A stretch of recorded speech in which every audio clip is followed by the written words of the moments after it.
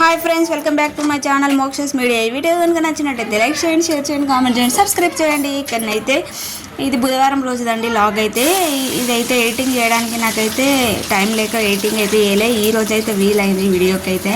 ఇక్కడనైతే నేను బెండకాయ ఫ్రై చేస్తున్నాను. నా స్టైల్లో నేను ఎలా చేస్తున్నాను అనేది అయితే మీరు చూడండి. ఇప్పుడు ఇక్కడనైతే బెండకాయకి అయితే కొంచెం డీప్ ఫ్రైకి సరిపోయి ఆయిల్ అయితే పోసుకున్నాక ఇక్కడనైతే పచ్చిపులుసుకి అయితే అక్కడ రెడీ చేసి పెట్టిన. దీనికోసం అయితే బెండకాయలు కొన్ని వేసుకున్నాను నేనైతే 2 ట్రిప్లకి. ఒక్కసారి వేసినాం అనుకో అంత మెత్తగా వస్తాయి. కొన్ని ఎంత పడుతుందో అంత ఆయిల్లో అయితే బెండకాయలు ఇలా డీప్ ఫ్రైకి అయితే వేసుకోవాలి. అవి మంచిగా వేగినాక ఇట్లా కరకర అనాలి, మొత్తం గారెల్లాగా కావాలి. అవి అయితే సప్పుడు అలా రావాలన్నమాట. ఇప్పుడు దీంట్లోనైతే కొన్ని పల్లీలు వేసుకున్నా, పల్లీలను కల్లిమాక అయితే వేసుకున్నా.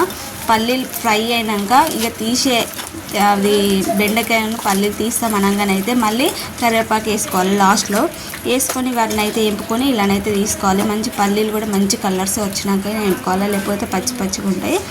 ఇప్పుడు వీటిని అయితే చూడండి నేనైతే ఎలా తీసుకుంటున్నానైతే.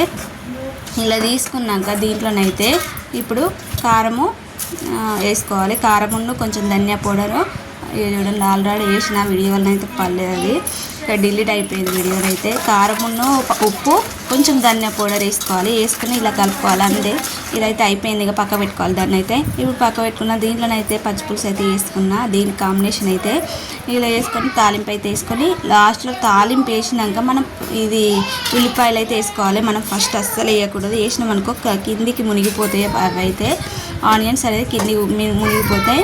మనం పోపుకి వేసుకున్నాక అట్లా వేసినాం అనుకో పైనకి తేలి ఉంటాయి అన్నమాట. ఇప్పుడైతే క్లీనింగ్ మొత్తం చేసుకుంటున్నా. వంట అయిపోగానే నేనైతే క్లీనింగ్ అంతా చేసుకున్నా.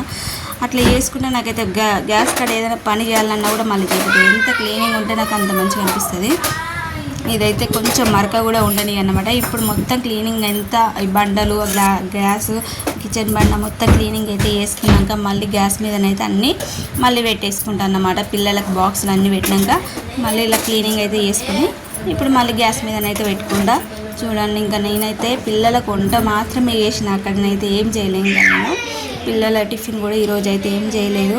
ఇదే తినేసి అయితే పిల్లలు స్కూల్కి అయితే వెళ్ళిళ్ళు. ఇక్కడ చూడండి, మా బుడ్డోడు అయితే ఇంకా మా పాపనైతే స్కూల్కి పంపినాక నన్ను అయితే లేపుతాయి. ఇక్కడ లేచి గుడ్ మార్నింగ్ అయితే చెప్తుంది ఇక్కడ.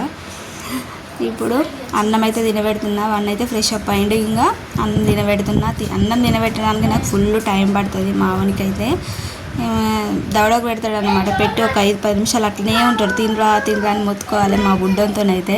ఇక్కడనైతే పోతుండ అనమాట. ఈరోజైతే షూలు గిట్ల ఏం వేయలేదు అన్నమాట. వర్షం పడ్డది, అంత రోడ్ల మీద బాగాలేదని వేయలేదు. వెళ్ళిపోయారు వాళ్ళైతే. వెళ్ళిపోయినాక ఇప్పుడైతే మంచిగా చాయ్ని అయితే పెట్టుకొని తాగి కొన్ని బియ్యం కూడా అంటే దోశకు నానబెడదామని అయితే బియ్యం అయితే రేషన్ బియ్యం అయితే కొన్ని చెరిగినన్నమాట. ఇప్పుడు దోశకైతే నానబెడుతున్నా. నేను ఏమేమి వేసినా చెప్తే మీకు. దోశ పిండిలోనైతే మినపప్పు అందరు వేసుకున్న రెగ్యులర్ అట్లనే. కొంచెం శనగపప్పు వేస్తాను నేను. మెంతులు వేసి అయితే మిక్సీకి పట్టుకుంటా. మిక్సీకి వేసేటప్పుడు కొంచెం అటుకులు ఉన్నా లేదంటే రైస్, ఈ రెండిట్లలో ఏదో ఒకటి వేసుకున్నా కూడా ఏం కాదన్నమాట. దోశలు మంచిగా వస్తాయి, కలర్ అయితే సూపర్ వస్తుంది. అట్లా చేస్తాం అనుకో కొంచెం గోల్డ్ కలర్లో వస్తుంది అనమాట దోశనైతే. అట్లా వేసుకోవాలి. ఇప్పుడైతే నేను నైట్ అండి ఇదైతే దోశ పిండి పట్టుకున్నా. నైట్ పట్టుకున్నాక పిల్లలు అయితే ఇంకా అన్నం తినన్నారు, దోశనే వేయమని అన్నారు అన్నమాట. అయితే దోశ కోసం అయితే ఇప్పుడు చట్నీ అయితే రెడీ చేస్తున్నా. నేను ఎలా చేసిన అనేది మీకు ఇప్పుడు చూపిస్తాను చూడండి. దీనినైతే పల్లీలు చట్నీ కోసం అయితే ఇక్కడ కుడకనైతే తీసుకున్నా. నేను ఏం కవర్లు వేసిన అనుకుంటున్నా, అవన్నీ కుడకలే అండి. అంతా కొబ్బరి అదంతా.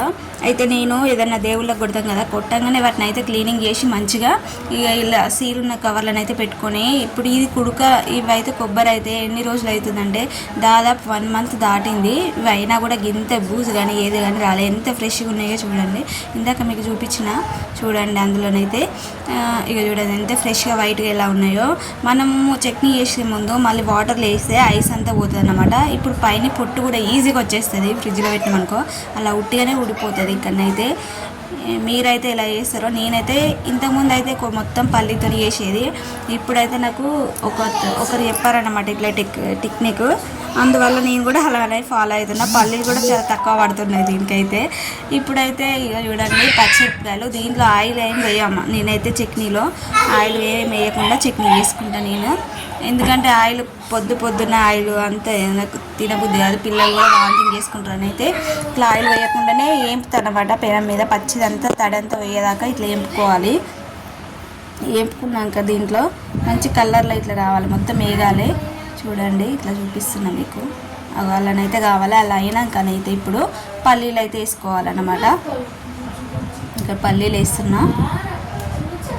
మా బుడ్డోడు ఏదో మాట్లాడుతుండక్కనైతే నేనైతే వాయిస్ ఓవర్ ఇస్తున్నా, వాళ్ళ అల్లరే వినబడుతుంది అందులో. అందుకే ఆ వాయిస్ అయితే తీసేసి మళ్ళీ నేను వాయిస్ ఓవర్ అనేది ఇస్తున్నా. ఇక్కడైతే పల్లీలు అయితే వేసుకున్నా. నేను చట్నీ అయితే ఇప్పుడు నైట్ కోసం మళ్ళీ పొద్దున మార్నింగ్ కోసం కూడా అవసరమయ్యేటట్టు అయితే చట్నీ చేస్తున్నా. ఇక్కడ పల్లీలు కూడా మంచిగా ఆయిల్ అసలు వేయలేదు, వీటిలలో కూడా ఆయిల్ ఏమి వేయకుండా వీటి ఓన్లీ వేపుతాను అంతే, ఆయిల్ వేయకుండా వేపుకుంటున్నా. వేపుకొని పల్లీలు మంచిగా వేగినాక ఇప్పుడు చిన్న చిన్నగా చుంచుకొని ఇప్పుడు కొబ్బరి అయితే వేసుకుంటున్నా. మరీ పెద్దగా వేసుకున్నాం అనుకో మనం మిక్సీ అయితే తొందరగా ఖరాబ్ అయిపోద్ది. చిన్నగా వేసుకోవాలి, ఏదైనా కూడా ఏది వేసుకున్నా చిన్నగా వేసుకుంటే మిక్సీ ఎన్ని రోజులైనా ఖరాబ్ కాకుండా వస్తుంది అనమాట. ఇప్పుడైతే ఇది దోశ పిండి రుబ్బిన అనమాట ఇందులో, అందుకోసం అట్లనే ఉన్నది మిక్సీ గిన్నె కొంచెం పైన కడిగిన అనమాట. ఇప్పుడైతే చూడండి గట్టి చట్నీ అయితే చేస్తున్నా నేను, ఎందుకంటే మార్నింగ్ కూడా అవసరం రావాలి కదా ఉంటుందని ఇట్లా వేసేస్తున్నా. దీంట్లోనైతే చింతపండు కూడా వేసిన, మీకు చెప్పడం మర్చిపోయినా, చింతపండు కూడా వేసుకోవాలి. అట్లా వేసుకుంటే ఖరాబ్ కాకుండా ఉంటుంది అన్నమాట. ఇక్కడ తాలింపు అయితే వేసిన, నైట్ పూట కదా కొంచెమే సరిపోద్ది చాలు, ఇంకా పిల్లల మందం అయితే. ఇక్కడ వేసుకున్నా చూడండి, అది కూడా కొంచెమే ఆయిల్ వేసుకొని తాలింపు వేసుకుంటా ఇందులోనైతే. ఇప్పుడు దోశ వేద్దామని అయితే దోశ పిండి అయితే కొంచెం తీస్తున్నాం. మొత్తం సాల్ట్ కలిపినాం అనుకో ఖరాబ్ అయిపోద్ది కదా, అందుకోసం అయితే ఇప్పటి మట్టుకైతే కొంచెం ఇట్లా గిన్నెలను అయితే తీసుకుంటున్నాను నేను. మిగిలింది మళ్ళీ ఫ్రిడ్జ్లో పెట్టేస్తా. ఇక్కడ చూడండి ఇప్పుడే మిక్స్ చేసిన కదా, అయినా కూడా ఎంత బాగా వస్తుంది చూడండి దోశలు అయితే. నేనైతే ఆనియన్ రుద్దుకుంటా పెనానికి. ఫస్ట్ మనము పెనం కడుక్కున్నాక మనం దోశ వేస్తాం అనుకో రాదు, పెనం కడగకుండా ఉంచినాం అనుకో అట్లయితే దోశనైతే వస్తుంది. మనం కడుక్కున్నాం అనుకో దోశ అనేది అసలు రాదు. అందుకోసం అయితే దీన్ని ఫస్ట్ నూనె రుద్దుకొని దోశ